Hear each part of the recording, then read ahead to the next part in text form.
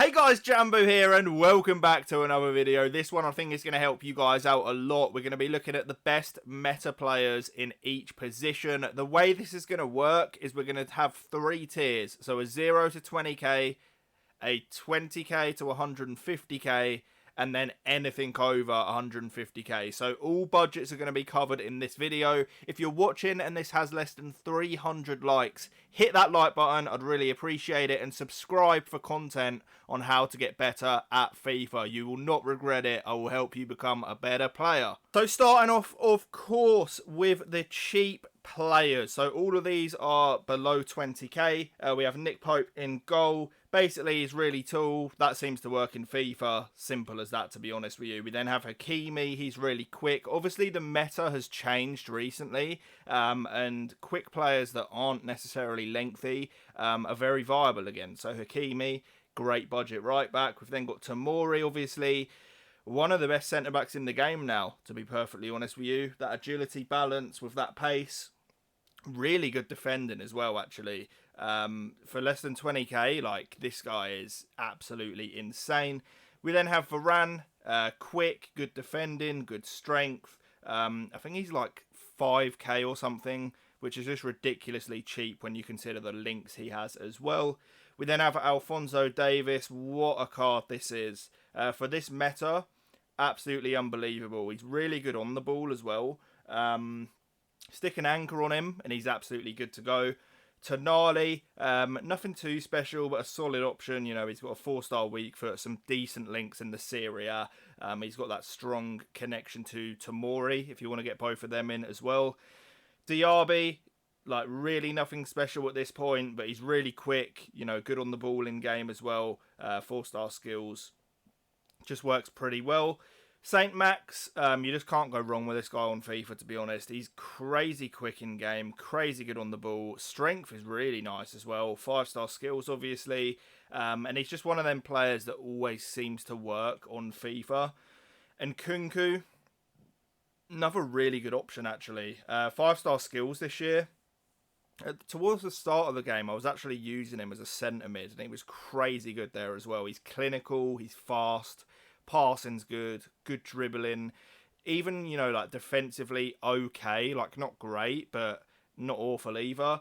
And then Delafeu as well.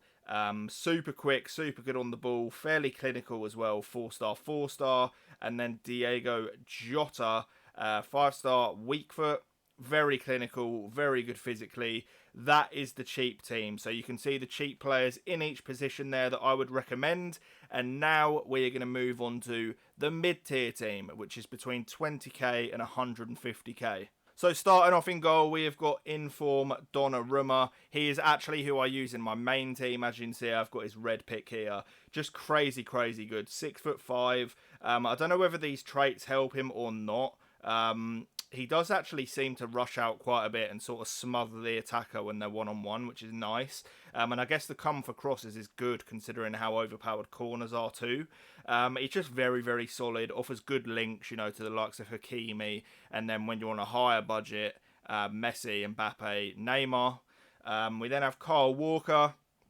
I'm sure most of you guys have tried this card at least one point this year. Or if not, you're going to play against him a lot.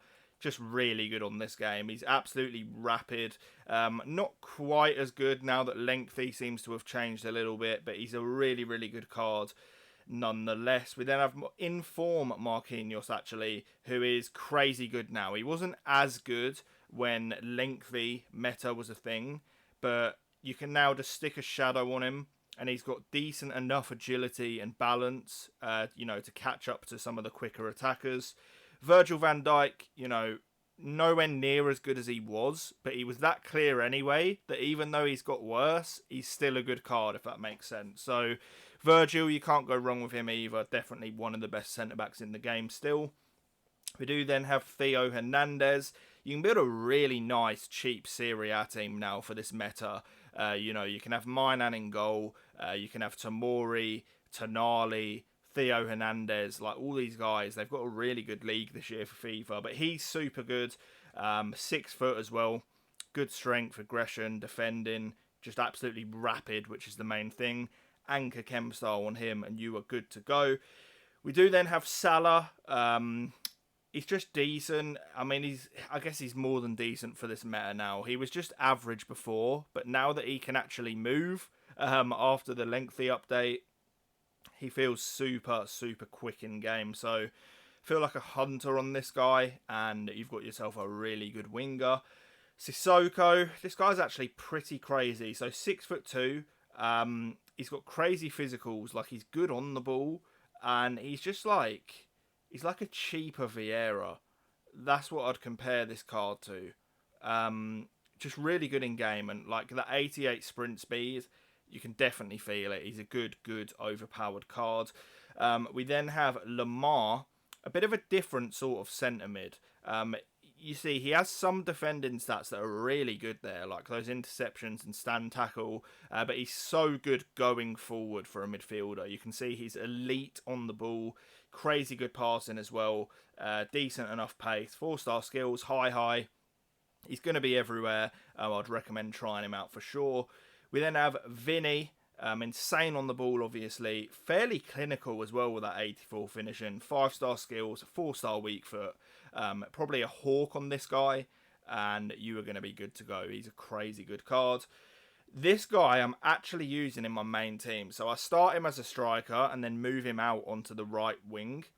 He is unbelievable. His pace is crazy, and with that agility balance combo, he is just nuts. Honestly, it is insane. And what makes it even better, he's 5'6" with that agility balance, and then still also has 80 strength. I've not used a card like it this year. It's so glitchy. Like, once he gets ahead, he is ahead. And even if anyone gets near him, he's strong enough to hold him off. It's really weird, but I'd recommend trying this guy out. He is super, super good. And we do then have Ronaldo. You're going to need a hunter on him now. And he's not what he once was when lengthy architect meta was the play, but he's still very good. He's super clinical, which you're always going to get with CR7. 5-star skills as well, and insane in the air. And that is our mid-tier team. We are now going to move on to the high budget team. What I will clarify is I'm not throwing in the likes of R9, Hullet, because I want to keep it somewhat relatable.